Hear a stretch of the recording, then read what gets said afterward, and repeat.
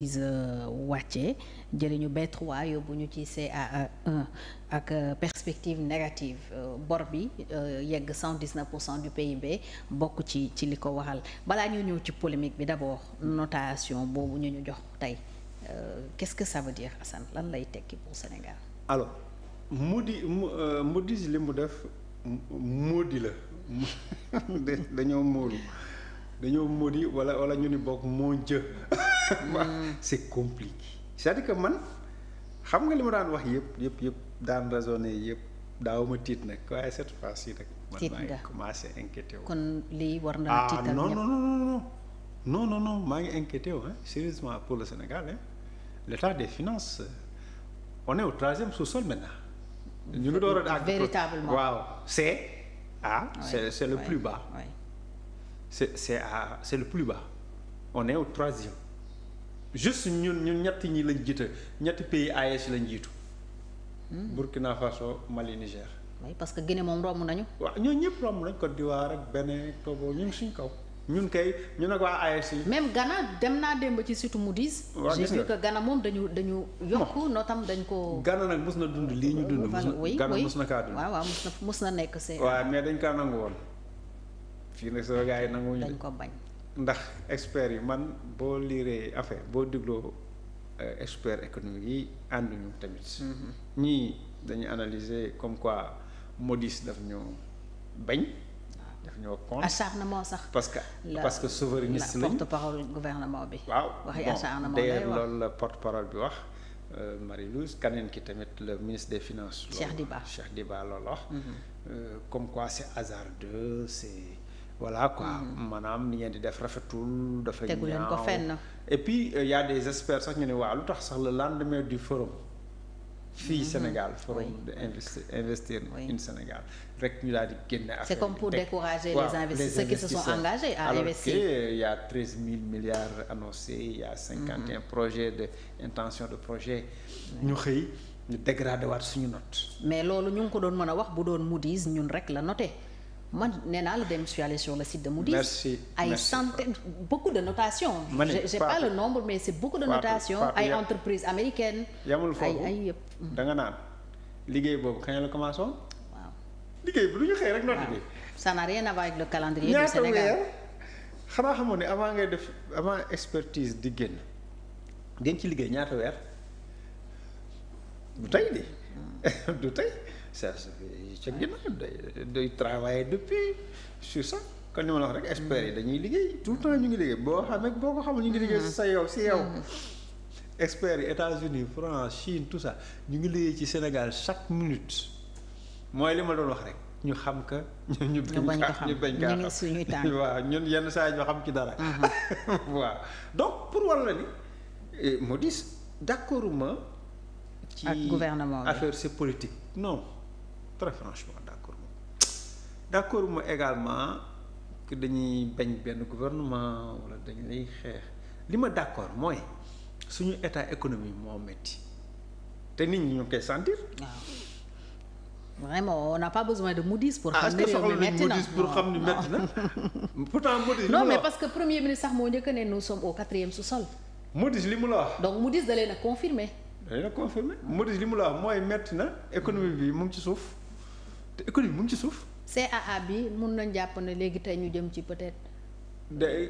cessation de. kii maanaam kii nu mu tudd ajustement structurel wala banqueroute. loolu laa ragal dëggoo man la daaw ma tiit mais man maa ngi commencé inquiété wu sérieusement c'est-à-dire que avant moi je me disais que bon dans tous les cas. même bi ñu toogee ci plateau yi.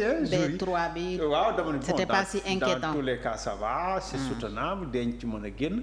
ensuite dama am beneen souci bi mooy li tax ma xalaat ni mënaguñ cee génn te gisuma lu tax ñu ciy génn mooy chaque 2 mois ñun ñu def ay appel public à l'épargne APE ba pare chaque 2 mois ñu bëgg a lever 250 milliards.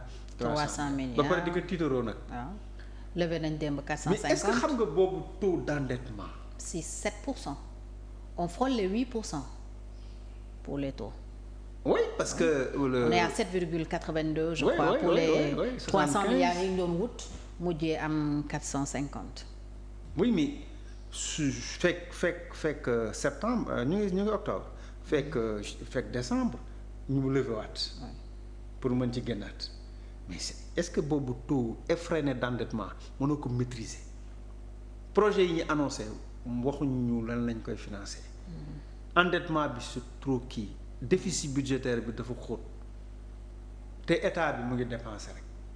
train de vie bi laal mais loolu facteurs yooyu boo ko combiné yow noo ciy génne diaspora bi lu mu ci mën ak kanati diaspora ak xaw ma ña lu ñu ci mën mais man j'ai un problème c'est-à-dire que moo tax moo commencé inquiété wu maa ngi bon je me disais que bon peut-être et puis il y a Moody's il y a l'autre là. Standard & Poor's. Standard & Poor's ñooñu mën nañu ñëw. ñooñu mën nañu ñëw doole parce que seen notation yu njëkk ya sorantewul woon. bii dafa ñëw quelque temps fii moom beneen bi ñëw fii moom man maa ngi inquiété wu sérieusement je pense par rapport ak situation réew mi parce que tamit wax dëgg yàlla lii Moody's noté ñu nii maanaam 3e xaw ma ndaare xaw ma lan ñu nga ca ndaare c'est ça léegi ñun ñu ngi koy dund ñun ku nekk panier de la ménagère bi borom kër bi facture yi lépp la méttee suñu société nationale yi man ay Senelec tout ça là mais seen facture yi cher na de waaye ñoom lu leen dal léegi nag ñun ak li ñuy dund lépp ñoom ay société nationale yoo xam ni avec une forme de facturation oyofal yi beaucoup de gens ñu ngi wax ni léegi 17 la ainsi de suite mais bu ñu continuer sans nii compter les taxes les taxes yi nar a yokk nar a même orange mobile bi moo ñu doon dimbali nga xam ne léegi agresseurs yi ak sàcc yi ñu ngi doon commencé noppal ndax doo yarab xaalis da nga koy def ci sa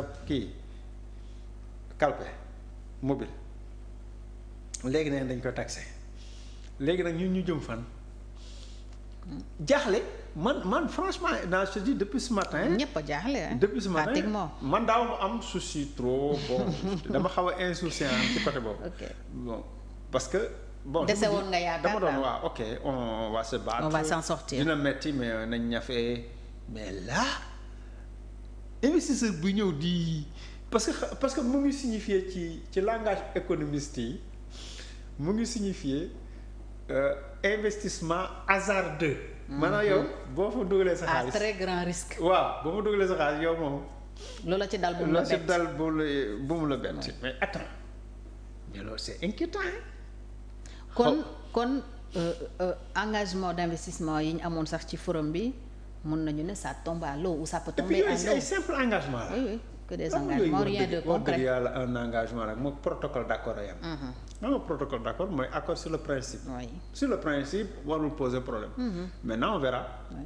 sur les modalités ça ne veut rien dire hein. waaw sur le principe. parce que même yenn saa yi ma bëgg a invité nit mu ne ma je suis d'accord sur le principe. waaw après bés ba jot nga di ko woo. non mu ne finalement j'ai un empêchement. je ne peux pas. donc sur le principe lu tax nit ñi wax sur le principe. parce que ñoom itam ñu ngi naan est-ce que d'ici là environnement des affaires bi dina améliorer wu.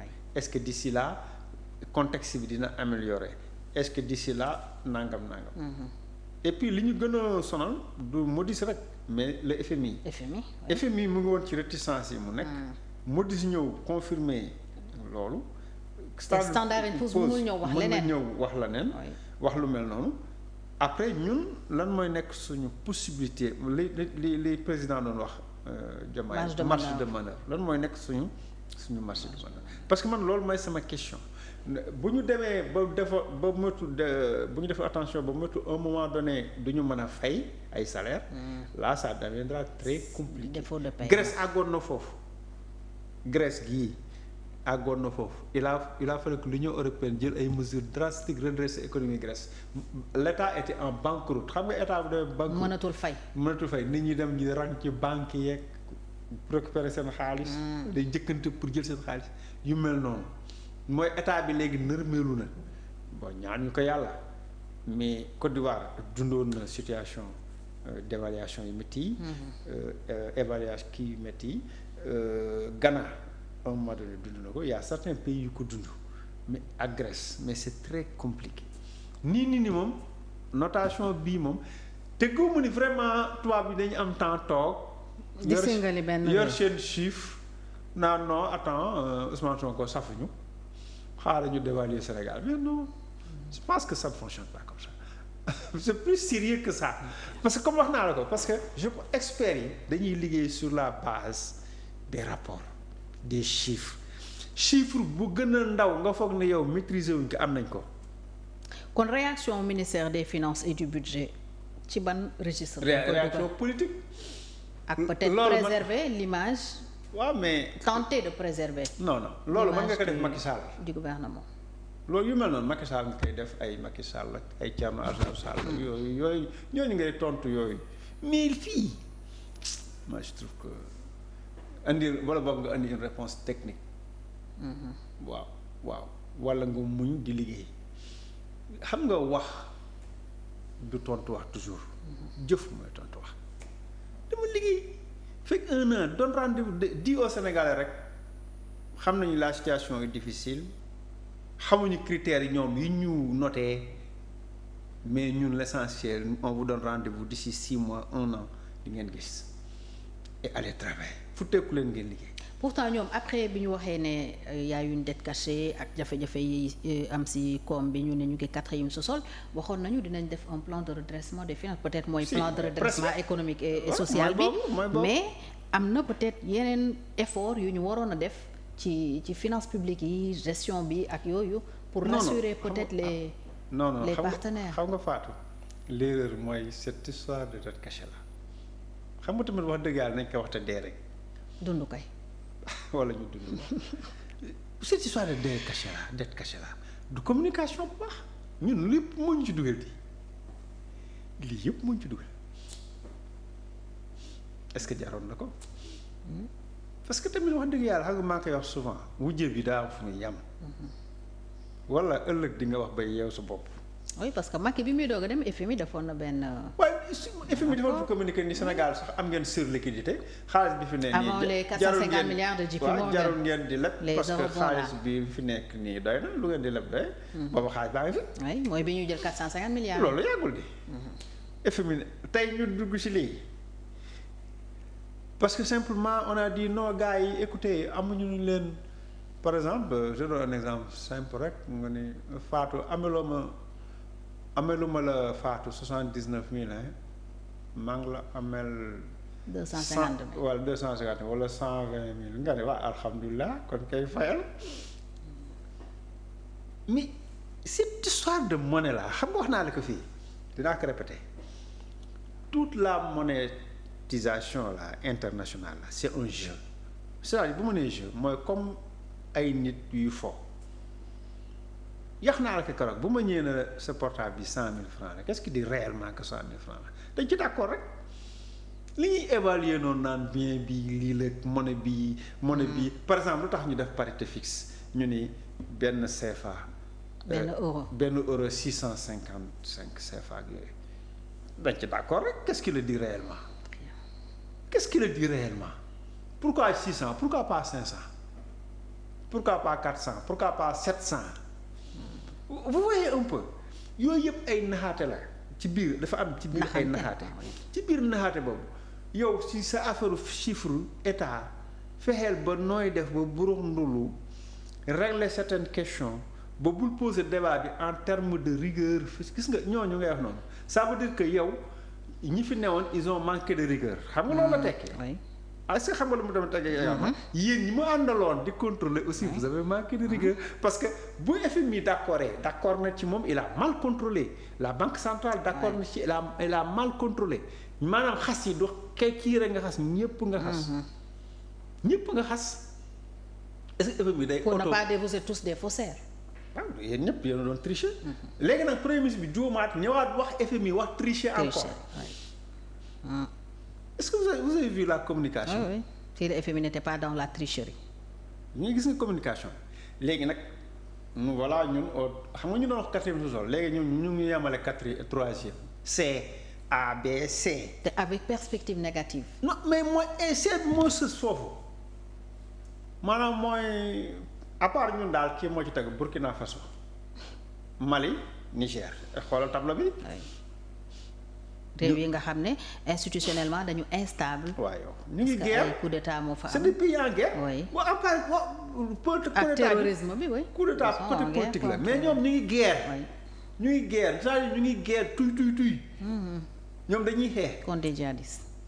avec les djihadistes ñu ngi xeex. gars yi ngi dóorantey bal. djihadistes ñoom ñu attaque civil yi de camp militaire la ñuy attaque. ñoom dañuy guerre.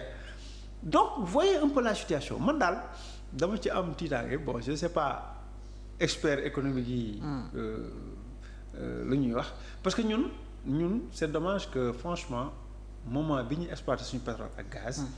baril ñuy liquéfier suñu gaz baril pétrole yi di génn moment boobu lañ gën a tiit. moment boobu lañ gën a suufe moment boobu lañ gën a jaaxle loolu daal man jaaxal na. alors que waroon na nekk. parce que. les bouffées d'oxygène pour le Sénégal c'est là cohérence. sérieux ak compétence am na expert wax loolu mais gis nga loolu ñett yooyu il faut ñu boole ko pour mën si génn il faut ñu am cohérence y compris ci ni ñuy waxee. ak ni ñuy doxalee il faut ñu am sérieux xam nga sérieux bu ñu nee sérieux mooy la mooy nga nekk de bonne foi xam nga de bonne foi. boo ñëwee faatu na la man de Assane journaliste Sénégal yëpp dañoo bon man de maa baax. yow di nga ne waaye Assane mi est-ce qu'il est sérieux di nga commencer douter ci sama sérieux parce que soo toogee naan bon journaliste yëpp baaxuñu à part man daal. gisuma fi ku baax. gisuma fi ku baax loolu ça c'est pas sérieux dañ ma naan c'est pas sérieux en même temps il faut nga am compétence. bu ma nee compétence état mun na jël ay compétence am fu ne Senghor daan na jël expert yu ne y compris Philippe Gaillard journaliste ci conseiller Senghor la bokkoon ak ñeneen fii Sénégal boo soxlaa ay compétence di nga ko am c'est vrai que gis naa Boubacar Camara jigéen ci na. Déthié Fall jigéen ci na keneen ak keneen jigéen ci na noonu la baax na. mais gis nga lii ñu nekkee nii dafa demander un génie. il faut ñu génn ci li ma la wax ni Fatou gis nga il faut ñu redresser la barre parce que ñu ngi jëm ci suuf de. am na ñu craindre même un plan d'ajustement structurel far. comme sous Abdou Diouf. boobaa ñu gën a dee ndax recrutement yi nga doon espérer sax. ñu naan ay professeur d'université gars yi dañu mujj tontoo or. gars yi il paraît que ñu ngi recruter encore di kon di recruter politiquement ci yenn domaines yi. masse salariale bi wane na ko benn booy keroog fekk na ma taxaw mu ñëw ba si man nuyu ma grand wax leen ci ñun port ñu dàqe port on était 725 la wax nee na ñii dee nañ ñii ñu ngi feebar ñii ñu ngi torox mu ne ko mel ni man ñu torox gëm yàlla ñu jàpp wax leen si ñun. booy yu bari dàq nañ leen. ay LONASE ak yeneen structures yu bëri AIBD ay soutien famille lañ. ainsi de suite. ay beaucoup de licenciements. mais cette situation ils étaient plus de 30 000 ah. 30 000 Sénégalais oui lu licencié depuis le régime. waaw mais loolu c'est une catastrophe nationale. oui parce que boo taxee 30 000 personnes ñaata famille lañ doon dundal. c'est 100 000 personnes parce que fii benn nit bu nekk da ngay gis mu gàddu fukki nit. léegi nag ñun. kërum la mu benn nit ay liggéey. gars yi ñu ngi ñuy dégradé investisseurs yi ñu ngi ñuy ragal. léegi ñu ngi méfier ci réew mi ñu ngi continuer di xuloo buñ nee nii rek ñu xuloo werante Macky doon na ko def ci yenn domaines yi mais heureusement c'était pas affaire finance mais Macky da ko doon def CEDEAO day décider mu bañ. waxoon na ci cas Karim Wade pour rappeler loolu j'étais pas d'accord man à chaque fois que Sénégal di défier ay institutions internationales je suis pas d'accord. D'ailleurs moo Ibrahima à un moment donné notifié nañ fi kii nañ fi Sénégal note yu bon. ak yëpp sur démocratie mais le Sénégal n'était pas d'accord. lii du tamit du lu bees c'est-à-dire waxuma ko pour wane ni lu bees la non. dañ daan bañ parfois dañuy noter. ñu bañ. ñu weddi ko même temps Macky dañ expert dañoo génne di xaste du ngeen dara. waaw amu leen crédibilité waaw amu leen crédibilité yéen waaw yooyu yàgg na fi. mais gis nga ku koy def du la yóbbu fenn. du changer dara. waaye ci investisseur ma ne jëf wax nan lay yóbboo fenn. donc investisseurs yi ñoom Moody's ak yeneen cabinets yi la ñuy déglu. c'est du sérieux ak FMI. ñoom ñëpp ñooy lëkkaloo foofa dem ay experts ya fa ne. experts ya fa ne fu ne lañ leen jëlee. parce que dañoo mën li ñuy liggéey nga foog ne ñooñu toog nañu di calculer ay politique. et Union européenne sax dafa régler problème mu cabinet de notation yi ndax doon nañ leen ŋàññ avant. c'est après lañ def benn genre système. de certification pour jox leen plus de crédit. pour dire que suñu waxee rek. mun nañ jàpp ne fu wér lañ ko teg gis nga saa bu ñu notee sam réew fu leer lañ ko teg ñoom experts yi wax nii ñoom Cheikh Diba ñooñu expert lañ ñooñu mën nañ liggéey foofu ñoo la gën a xam ñoom seen bopp ay expert lañ. ñoom Abdourahmane Sarr liggéey nag FMI ñoom ñëpp c'est des experts. yaa ngi dégg ñu la gën a xam nañ li xew ñun li ñu xew noonu ñu ngi koy dal mu ngi ñu dal suñu poos.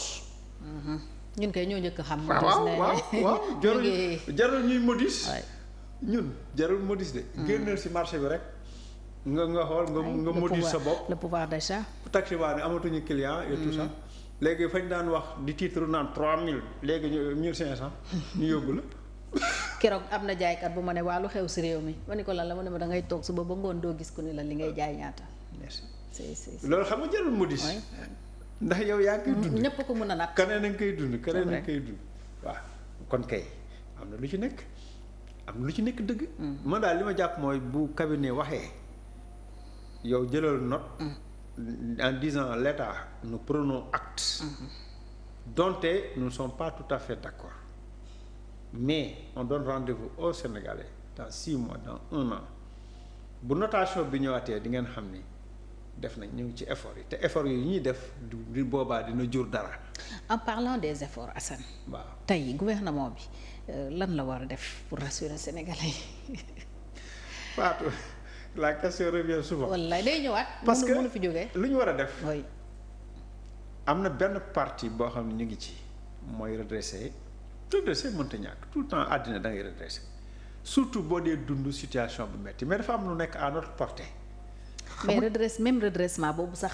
mais y a beaucoup de questions autour moom laa lay wax nii. parce que redressement bi si ñun lay dalaat. déggoo li ma la wax nii dafa am loo xam ne mu ngi à notre portée maanaam gouvernement mën na ko def. te def léegi fonds politique yooyu ñi doon wax xaraam mu ngi door a xaraam nag. bi ñu nekkee 3e sous-sol. mu ngi door a xaraam. lu ñu de mais président waxoon naa keroog fii président la rek moo fi war a ay fonds spéciaux. ñi ci des ñëpp nañu jël seen fonds politique ñu dugal ko ci budget bi laa lu ñu koy defee am nañu salaire yu baax seen fi ñu nekk am nañu dépense de fonctionnement am nañ caisse de fonctionnement am nañ salaire yu baax. léegi lu ñu defee fonds politique dañ koy politique nañ dindi lépp DG yi am ñaata millions waxuñu la fi 20 millions. dégg nañ fi kay ay 7 millions kii yooyu. waaw lu ñu dee 7 millions. looy fay nit 7 millions par mois. te réew mi nekk 4e sous-sol. loolu fu mu am xanaa mook président la bi ñooy am salaire presque. président il est autour de. 10 millions. 5. 5 waaw. oui DG di am 7. loolu ban réew la yooyu c'est à notre portée yooyu mënuñu ko régler c'est toutes ces questions là ak service yu dul jeex yoo xam ne gisuñu njëriñ agence yu dul jeex gisuñu njëriñ mais yooyu yëpp mënuñu ko dindi. ñu topp booy liggéey ci ay port ak yooyu di leen ndax xam ñooy soutenir seen papa seen yaay. mais attends am na loo xam ne c'est à notre portée mooy lourdeur machine état bi ñu wàññi ko ñu ngi ci 1300 milliards xaw ma par salaire xaw ma. jigéen na foofu c'est lourd loolu c'est à notre portée il est également à notre portée li ñu waxoon priorité nationale juboo cohésion nationale xeex bi duñu yóbbu fenn xanaa xamoon ni yooyu yëpp mu ngi ñu fekk en plein xeex. fii nii ci xeex lay nekk. Alioune Tine loolu la wax. nañu ñun ñëpp def bloc autour de l'État du régime mais day fekk ñoom ñu waxtaan ak opposition bi waxtaan ak société civile bi parce que il rappelle même li amoon du temps des années 80. si mu ne c'est la gauche qui dénonçait le FMI. si. et les autres peut-être. waaw gauche rek parce que gauche c'était la gauche radicale. voilà. ñoom Decroix ñeeg gars yi ñoo newoon foofu. di dal ci kaw FMI. waaw ak yeneen partenaires yi Savané Bathily ñoom Dansokho. ñoom favoriser situation bi c'est un économiste yàlla na leen yàlla yërëm. ñi si génn àddina ñi suñuy xarit. mais ñooñu parce que ñoom c'était la gauche radicale. bu ko defee bu ñu waxee tubaab yeeg waa institution yi dañ naan ñooñu bàyyi leen foofu ça c'est les agitateurs. noonu leen tuddee woon quoi les faiseurs de trouble. wala les faiseurs de malin yooyu la leen di wax teewul état bi moom mu ngi ci yeneen. mu ngi ci yeneen daawul politiser certaines choses. Voilà, voilà, certaines choses doivent rester techniques, surtout le budget, les finances, tout ça doit rester technique.